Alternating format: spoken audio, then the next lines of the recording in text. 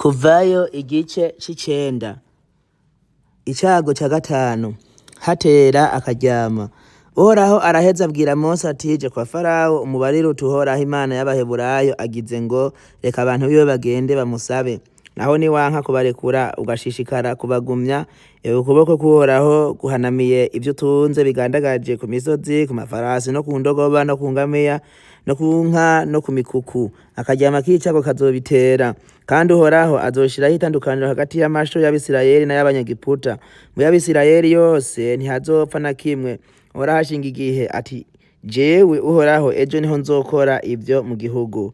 Bukeye bwaho Uhoraho abikora kuno nyene, ibitungano vyose vy'Abanyegiputa birapfa, ariko mu vy'Abisirayeli ntihapfa na kimwe. Farawo atuma kuraba asanga hatapfuye na kimwe mu bitungano vy'Abisirayeli, maze umutima wa Farawo urakomantara ntiyarekura ubwo bwoko ngo bugende. Icago ca gatandatu.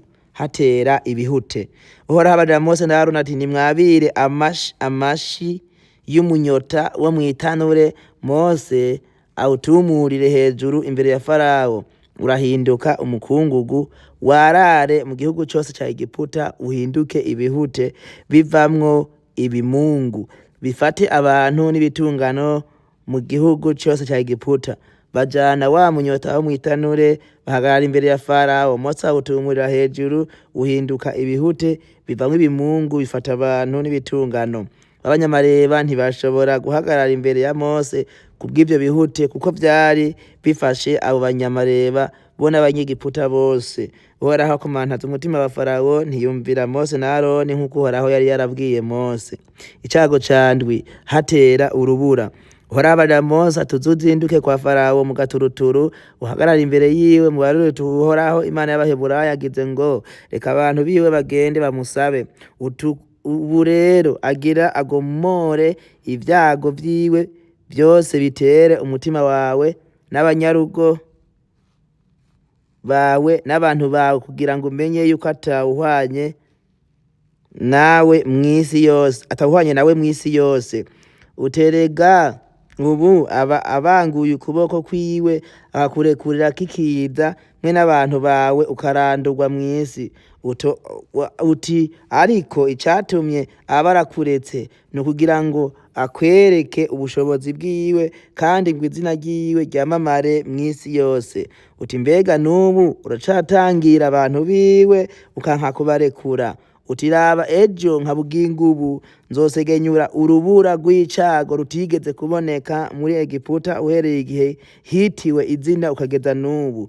Enda none tuma gucuza inka zawe n'ibitungwa n'ivyo ufise vyose biri mu gahinga, kuko urubura ruzonyukura umuntu wese canke igitunzwe cose bizosangwa ku gahinga bitugamye bizopfa.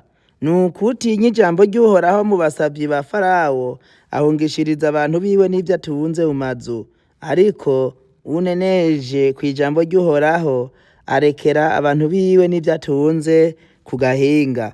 Uhoraho abarira Mose ati tunga ukuboko kwawe mw'ijuru, urubura rugwe mu gihugu cose ca Egiputa, ku bantu bose no kubitunzwe no ku cameze cose co ku misozi mu gihugu cose ca Egiputa.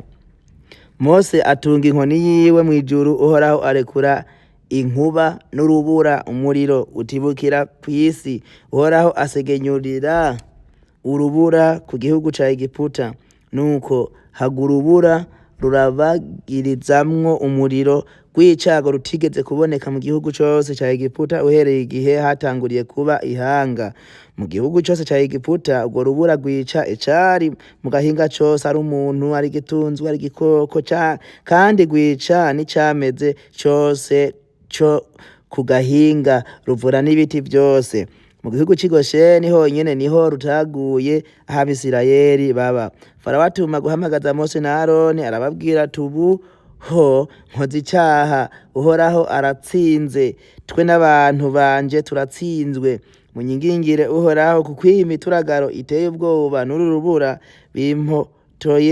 bimpotoye, nanje ndabarekura mugende, ntimuzokongera kugumizwa ino.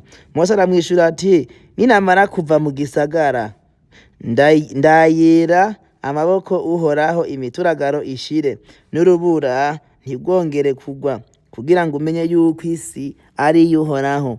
Mugabo nzi yuko wewe n'abantu bawe mutarubaha Uhoraho Imana, kandi hapfuye ivyitwa Pishita na Sayiri, kuko Sayiri zari umuyange na Pishita zari zishuritse, ariko ingano na Kusemeti ntivyapfuye kuko vyari bikiri ikinyovu.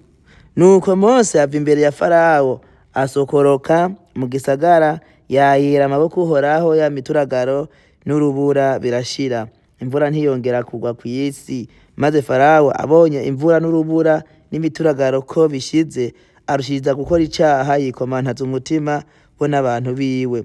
Umutima wa Farawo urakomantara, ntiyarekura Abisirayeli ngo bagende nk'uko Uhoraho yavugishije Mose.